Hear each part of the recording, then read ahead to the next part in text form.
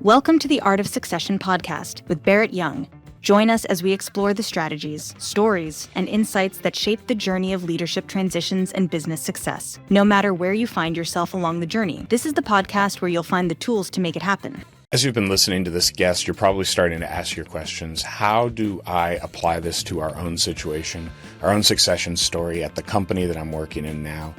At GWCPA, we have built a custom GPT that you can find linked down in the description below on our website.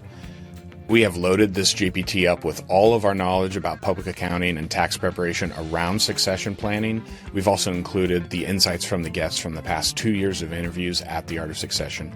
You can find all of that at the custom GPT. Use it any time of day. Start to apply it to your situation. Ask it the questions that are keeping you awake at night. I want to thank you for listening so far, and let's get back to the episode. Welcome back to part 2 of my discussion with Angelo D'Amico. If you're interested in part 1 of our discussion, where we talk about Angelo's consulting background and how he made the decision to come on board as future president and CEO of one of his consulting clients, you can find that episode linked right here. Otherwise, let's get back to our discussion. I read the same book, like I said, and my partner coming into this firm, she knew how ambitious I was. She knew how creative I was with the industry. But she told me coming in, she's like, no changes in your first year. Like, write them all down, but you're going to burn. And that's what I loved about the book. You're going to burn your emotional capital on early projects, early trying to, prove that you're innovative, and people aren't going to trust you on the actual things that matter once you get to know how the company works. But when you're stepping into a role, coming in to be the future president, I see this struggle with team members, since then. There's such an expectation that you already know, like, the direction that the company should be. You're the guy, right? You're the one coming in that's going to lead it into the future. And then you start getting into departments and you're like, so tell me more about what you do here, or how does this work? Or, help me understand. How do you weigh that on your side, but then also in their minds too, where they're just like, who's Angelo? Like, this guy knows nothing. He's asking me all these basic questions about rubber. Firstly, because I think because our consulting practice was so non-prescriptive in our nature, we always did people first improvement when it was operational improvement. So when I was going to speak to people in their processes, it was never like, demonstrate to me your worth. It was always, I'm somebody who's new. I don't know what I'm doing here. Why don't you tell me what's not working? What's the headache in your day? And they were open with me about that. I think because I didn't carry the kind of the historical context, right? And so they were open with me about what wasn't going right, because they felt maybe that I wasn't the architect of the things that were going wrong. So why not be open with me about it? So I think there was that less fear to do that. Secondly, although I take what I call a principles first approach, that doesn't mean that I don't take seriously and recognize. So that's not just about, I say principles first approach differently than people first approach. And there's a reason for that. So when I would go into a company, I would always think, I want to know that the strategy and the business model are in good shape. I want to know that the financials are managed and monitored. I want to know that the process system is in order. And then I want to also know the people and culture, how that's going.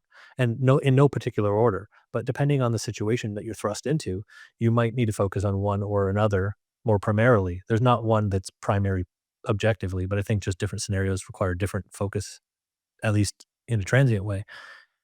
So I went into not an emergency situation. So it wasn't that I went in there and there was turmoil and financial ruin.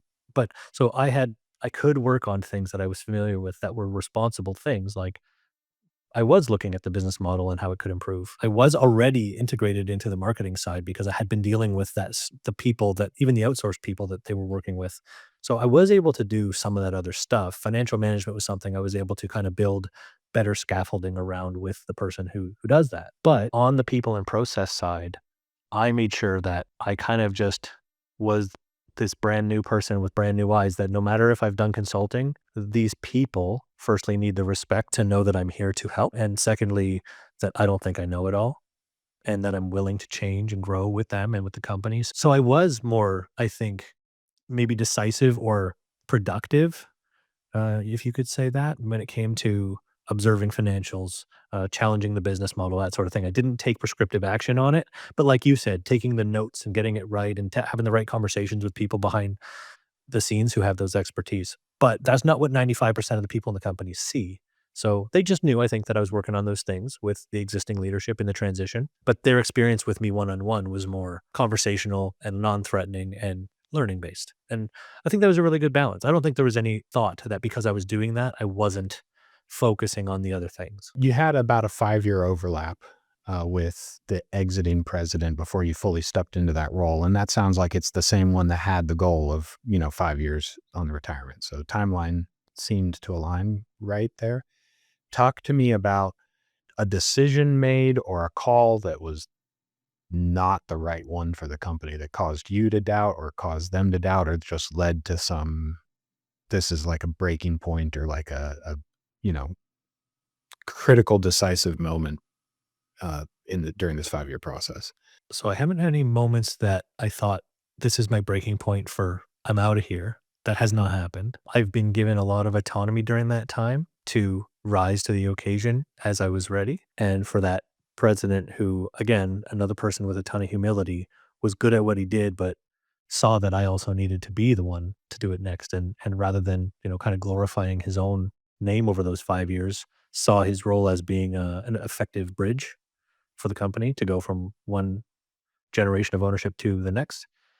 I'm so grateful that he did that because he was there to support, but he gave me a ton of learning freedom. What I can give you though is maybe there were some examples of times when maybe we took missteps that not to do with me, but to do with how leadership maybe approaches people during that transition. As a leadership team, 4 of whom are operational at that time, we presented a process change that was prescribed on a team that would split that team in a couple pieces. Some rationale for that, hypothesis at least, but it was a very top down, this is what we need to do. Here's how it should happen. Let's meet with that team and explain to them what's going to happen.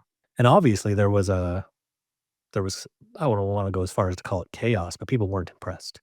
Where I went wrong there in retrospect is that I knew better than that decision to approach that way. I was the new guy and I was trying not to go against the grain too much. And so I kind of walked down this plank that I knew we were walking down until it hit that point where it got a little bit emotional for people. And then, I did kind of champion the walking back of that decision, undoing that decision and the kind of the social damage control that had to happen from that. And that's a thing of the past now, but the next time something like that happened where I was asked to intervene in a very prescriptive and unparticipative way, I objected to it clearly. And that was difficult for me to do because I thought I'm speaking to other people on my team, again, who've been in the company longer than me and who, in there's certain things they just objectively know better than I do. But I just remembered that, it is against what I'm about. And it is against the reason I'm there. And so even if it's a hard thing for me to do and a hard thing for them to hear, it just has to be said because the first time it happened, I knew it was going to go wrong and it went wrong. And so if I did it twice, then shame on me, right? So that's an example of something that we did wrong. How did you learn or I guess gain the trust of people that I get that you've been in this longer than me. I want to have you participate in this thing, but ultimately you're not the leadership of the company. And a decision has to be made that, you've got 60 people in a company. That means there's like 65 opinions about what the right answer is. So how do you, obviously with, shadowing the current president and everything like that, a lot of that's conversations with that person, but eventually you got to say, look, the buck stops with me and this is the direction we've got to take the company. Talk to me about something like that, a situation like that. Sure. I think some of the trust is from these kind of smaller examples, case examples of learning from people and not being so prescriptive. So there was a little bit of a foundation of trust there. I didn't have to make like hey, I'm the guy, let's just jump situation right away. Actually, we were faced with a tariff issue in 2019 in the automotive sector that was serious. And we had a large customer who very aggressively came after us for tariff payment with threats and it was ugly. And, we've got people on the team. I'm trying to be sensitive that their livelihoods are at stake here. When we're talking about customers, large customers that are threatening that, hey, if you don't do this, we're out of here. And the last thing you want to do is tell somebody like, hey, I'm going to come in and jeopardize your customers that you depend on for your livelihood. But they were doing something that principally I didn't agree with. I didn't agree with the method. I didn't agree with the justification. I didn't agree with the values they were expressing as they went along the process, and they had barked up that tree already. So um, they were asking for something they knew wasn't even there any longer. They had already done an exercise in the past that had found any excess if there was any to give. So I had to make the tough call in those situations that while the threat was that you might leave us, we're not going to do it. We can't do it. And there was some real back and forth internally about whether I was jeopardizing something the company had built for a long time. Seven-figure customer. So it's not small. And I'm new. I'm 2 months in maybe at that point. 2, 3 months in. And the people I'm talking to are 10 to 25 years in who are saying, "Be careful," with this. But ultimately, we stuck to our beliefs on that, and it's just what we had to do, and we made the conversations that we had to have, respectful, and we didn't violate our values in defending them. And at the end of the day, we came through that with, no harm done, and, we've seen growth with that customer since. And the people who were, kind of operating against our values on the other side, I think had to learn in the time I've been at the company, we're gonna stand a little bit firmer for not because we're obstinate, and I think that's the thing we have to be very careful about. We wanna be everything our customers want us to be, except for when they ask us to be unprofitable and hurt our sustainability, then we have to just be honest with them that if we make that decision, we're not gonna be here for you. And if they try to crack the whip any further than that, it's an easy no. And if you go the other way, then I mean, if we had stayed with you, we'd have been damaged as well. So I rather the answer to how would I make that decision, at least how would I justify it in my own head, is that I'm looking to make durable decisions, not ones that appease people in the short term. Now that means you have to have a long term understanding, but it's the best you can do is try to make justified, good long term decisions. And in your position, you have to convey to your team, right? I have all the context here that you might not necessarily have, right? There's instruction I'm able to get when I speak to the leadership team behind closed doors about what our risk tolerance is, for example. Do I have everyone's okay if I take this type of stance and it goes wrong? So I know I'm coming at this with a certain level of confidence. And am I right to say that we're willing to stand on this belief? Do we all agree with this? I think I'm here for this reason. So, yeah. So everybody doesn't need the whole long spiel all the time, but they deserve at least some Cole's notes about it. So I tried to make sure that those people knew. And you can't say to somebody whose livelihood depends on sales from a customer, you can't say, "Well, hey, we're okay with the risk tolerance." That's not the thing you say. I mean, that's because it's not the truth of their reality, and I totally respect that. I'm not even saying it's too bad, but I'm not going to tell you. I think I just really do actually sympathize with that position. Um, but the decisions need to be more durable than that. And if we cave in the short term to things that are against our principles, we're going to get beat up all the time and we're going to have a worse company in the long run. So if we want to be durable and make our decisions durable and we want to do what's right for these 60 people in the long run, then we have to start making decisions we stand behind, that we can stand behind for the next several decades. And so this is the way we want to behave consistently. And I really think that leadership people bring their consistency or their volatility into the companies they're in big time, bigger than they know. And so I just always try to be consistent. If we can rest on consistent principles, I think we can make consistent decisions. And that's really hard in the short term for people to understand because the clarity about that isn't always obvious. But as the years go by, here we are, this company who's not pushed around. We're not unfair to people. We're extremely fair to people and we're very flexible with our customers, but we're certainly not going out of business for you.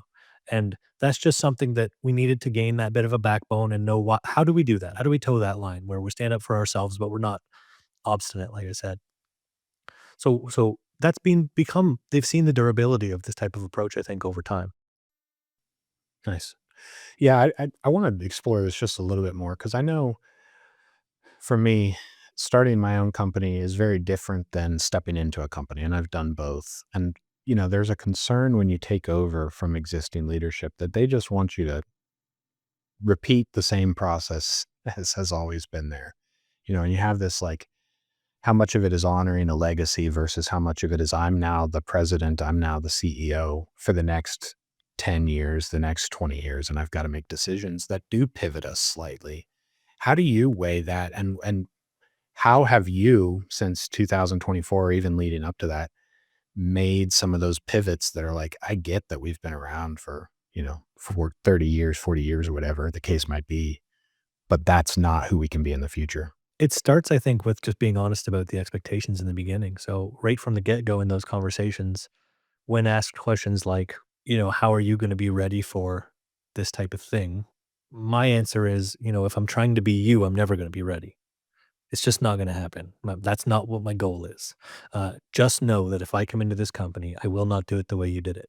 I can uphold the same values, but I'm going to do it the way that I think I'm best suited to do it. And that's what you'll get. That's what you're going to get with me.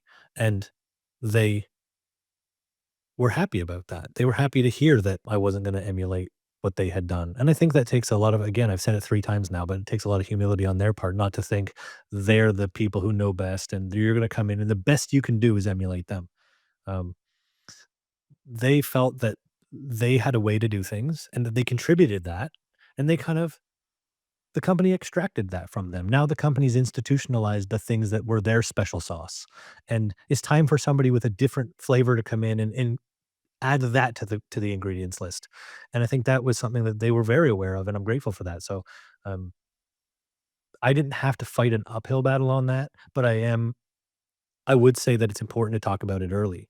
That what is the expectation? If somebody's in this position where, um, they're gonna entertain joining a company that exists, you're gonna have a tough time if you think the goalposts are here and they're somewhere else. You might think you're doing a great job by your standards, but the standards aren't what you thought they were. And so, for your own sanity and for everybody else's sanity, it's important to get that out of the way. So we did that early, and I think that's a good decision.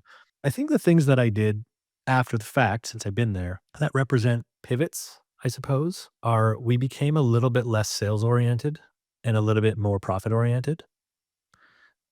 So we had a leadership team that was had a strong sales background. And as in the chapter the company was in, that was what it needed. It needed to be able to capture those customers and get a critical mass. But at some point, you're just doing a lot of work, and are you really getting the return on the work? You know, um, you ought to be getting a certain amount. Otherwise, you ought to liquidate this whole thing and invest. There's a certain amount you need to do to make this worth everyone's while. So we've made tweaks to how we assess orders and how we track things and the way we price and things like that, where we're fair, even the way that we do it, like logistics. We're very fair. We're very competitive. We would know ahead of time if we take this type of order, it's not going to be profitable. And we would just kind of look for the win, look for the revenue. Or we would tolerate a customer who was very difficult to deal with and there were a lot of hidden costs that they weren't receptive to changing, and we would tolerate that as well. And so there was profit leakage all over the place, disguised as like friendly accommodation. And so my challenge to that has always been we can be a very service oriented friendly company and we can accommodate all these requests, but we have to know the boundaries where it becomes not worth it for us because maybe we could just be more honest. And I think in 90 more than 90% of cases, we've just been a little bit more honest about here's the challenge we're having in the current scenario. Can we change the way this label looks? Can we change, hey, can we update the pricing? We forgot to give you that update 4 years ago and we're just been afraid to tell you that. Like whatever those things were, we started kind of defragging all those issues and it's been really strong. So that was a bit of a mental shift that we had to take. My saying that I equate this, it's similar to this is, the saying shouldn't be the customer's always right. I say that the right customer is right most of the time, but you've got to make sure you're listening to the right one. Because if you say every customer is always right, then there's a ton of that leakage like you're talking about. But when you say we're going to be in this area here, and sometimes we're going to listen, and even sometimes the right customer can say something, like you said, that's not long-term beneficial for the whole company. So If you're going to be in a leadership role, you can't escape but be responsible for a longer time horizon, broader group of people, right? So I think being overly sympathetic in the moment or overly emotional or reactive in the moment, it undermines the task. You have to weigh out. That's where I like the idea of principles because at the end of the day, if you're making decisions based on that, they will be durable. So I think that's an important takeaway, just that people They know that that's not contradictory to being ambitious, or that's not contradictory to caring about financials. It's just a way to make decisions where you think that in 10 years, you're going to still think fondly about the way you made those decisions, and you will have made decisions that accumulated to a positive outcome in the long run. How do you develop those principles just personally and then also align them with the principles of the business? Because I have some principles that necessarily I wouldn't make institutional principles. How do you develop those and shape those and, contextualize those? Yeah, if we were talking about like somebody's personal values, right? They could just say like, "Well, I've got a lot of self-interested values, and that's how I lead," right? And so that's kind of why I distinguish a little bit between values and principles, because I think, yeah, we want to make sure that these are things that are defensible and that we would be open to in the public knowing, right? So there's a couple of ways we could vet whether the thing we're believing is too self-interested or doesn't weigh the integrity against the ambition. I think there are several criteria that we could use for that. Like, our company has strong values already that include things like open communication, people and teamwork, and respect and integrity. Like, those are built in. How we interpret those, though, is going to be somewhat subjective. And so we got to bring this. I'm going to talk to you in a way that values you as an end and not the means to an end. I'm going to work with customers in a way that reflects our values, even though they're not a part of our company, but we're going to still treat them that way, even when they're not good to us. We're going to make sure that they learn how to be good to us, but we're going to be good to them and not retaliatory in the process. Repeated behavior and just basic. I don't think we have to be hyper inventive about what good principles are. I think, the things we would stand behind if they were publicly known about how we treat people is a starting point. Well, Angelo, I mean, I've really appreciated this very philosophical conversation that you've led us down. Before we jump, we're coming to the end of the episode. So before we jump to the lightning round, is there anything that you want to add that I haven't touched on at this point? I don't know that you haven't touched anything you haven't touched on, but I can't repeat enough for somebody who's in the position that they're inbound. They're on their way into some new uncharted place with whatever skill set they have, that they ought to be confident in, and that's probably underpinning why they got that opportunity in the first place. That you're not going somewhere to be a know-it-all. You're not going. No one thinks you're perfect, and when you go there, just make long-term, durable decisions with the best interests of the people at heart. And I think then you get buy-in to improve processes, um, and you get a pathway paved for you as the leader to make decisions that you need to make that are executed by people, through people. So principles first. All right. Are you ready to get our lightning round? Yeah, sure. All right. Coffee or tea, and how do you like it prepared?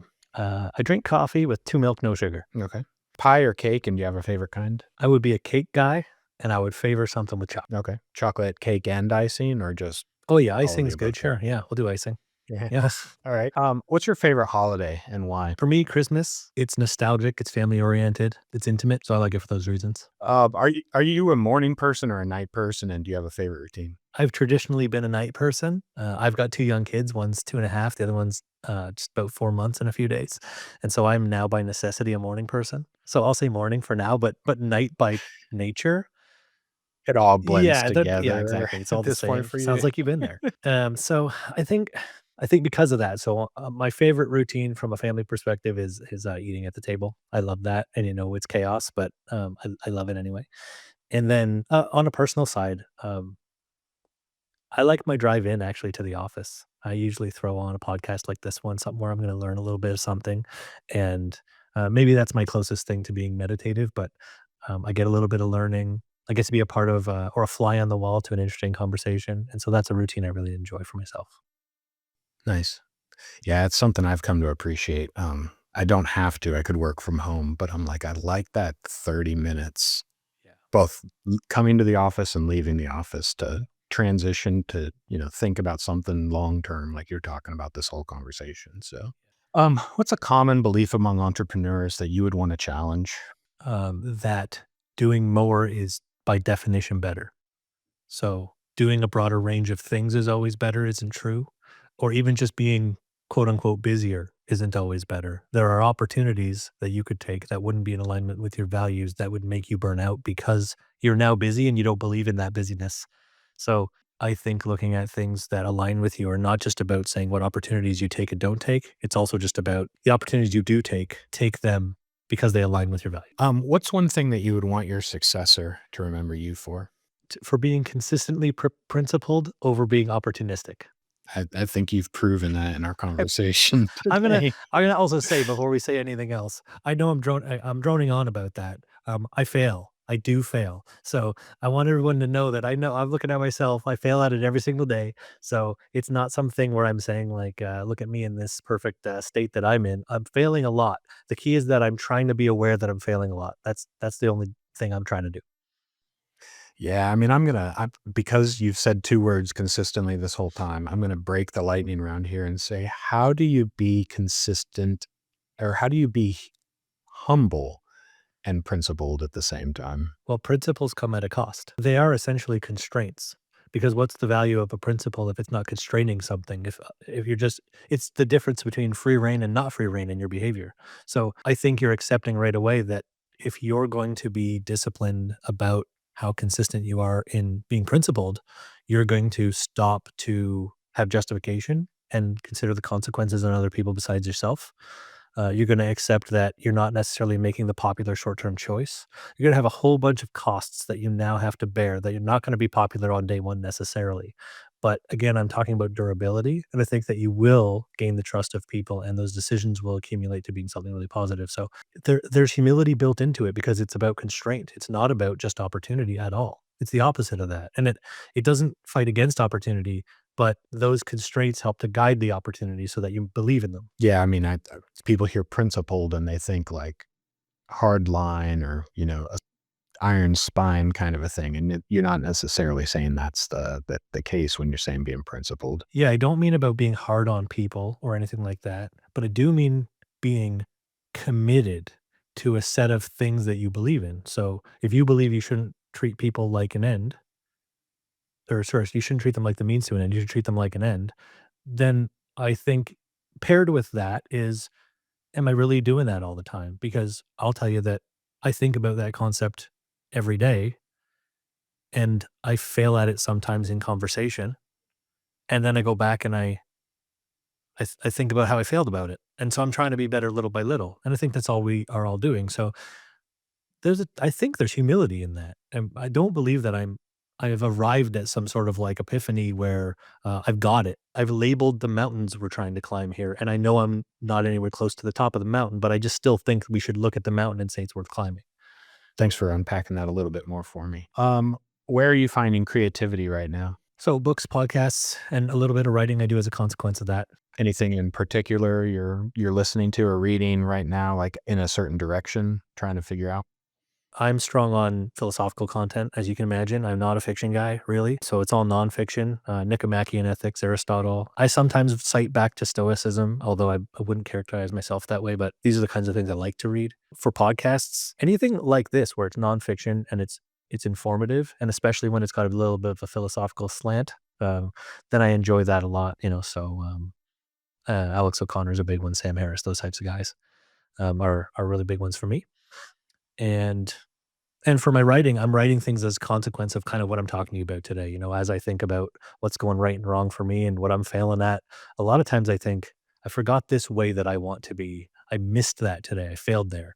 And sometimes then I hit to writing, right? And I say, well, what if I made myself what if I try to think this through a little bit more? Would I be better at remembering it? Or would I actually wrap my brain around the nuances of how I could apply it better? And so I often write as a method of self-improvement as well, although I wouldn't characterize my writing as self-improvement writing. So last question, what do you have coming up in the next year that's got you really excited? Yeah, so we're now a good chunk of the way into 2026, and we're in the middle of an ERP implementation in my company. We've been doing it quite a long time, but we have a long road still ahead. It's going to affect a lot of people, but we're adopting this, wrapping our brains around the way to handle the technologies of things, as everyone I think is right now. And how do we create equally or more human organization as a result of those types of changes? So we're doing that, which is exciting.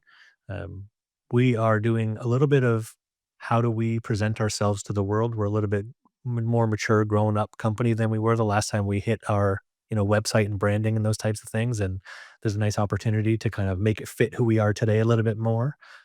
And then on the personal side, I'm kind of like what I'm doing with you today. I'm doing a little bit more philosophical thinking, a little bit more conversation, a little bit of writing. So those are things on the horizon for me that I'm really looking forward to, because I do have a background. Like I said, when I was in university, I did a little bit of philosophy and I enjoyed it so much. And then I got into my career because it's what I had to do, right? And I left it behind. And it's only in this last little while that I've decided, like I said, I've got two small kids. So we're not watching TV all day. We're not going on a vacation with a 4-month-old. So what am I doing with my time now is I'm getting back to this old passion of mine and trying to rekindle that. So I'm very excited. All right, Angelo, I appreciate you being a guest on here. Where can people go to find out more about you or get in contact with you? You can go to AngeloD'AmicoCanada.com or my LinkedIn, Angelo D'Amico. I'm on there as well. Either of those places. If you go to AngeloD'AmicoCanada.com, you can actually read a little bit of my writing and see some more places where I've either written or I've been at an event speaking, or I have appeared on a podcast. Very good. Well, Angelo, I want to thank you again for being a guest on The Art of Succession. I've really enjoyed today's conversation. Barrett, it's been great. I hope that you've enjoyed my conversation with Angelo D'Amico just as much as I have. Here on the Art of Succession podcast, we have interviews with business owner twice a month, just like Angelo, with their own succession stories. If you're interested in being a guest on the show, you can find the link for that down in the description below. If you've enjoyed this episode, I'd ask that you please share it with somebody else, and you'll probably like this one next. And I want to thank you for watching The Art of Succession.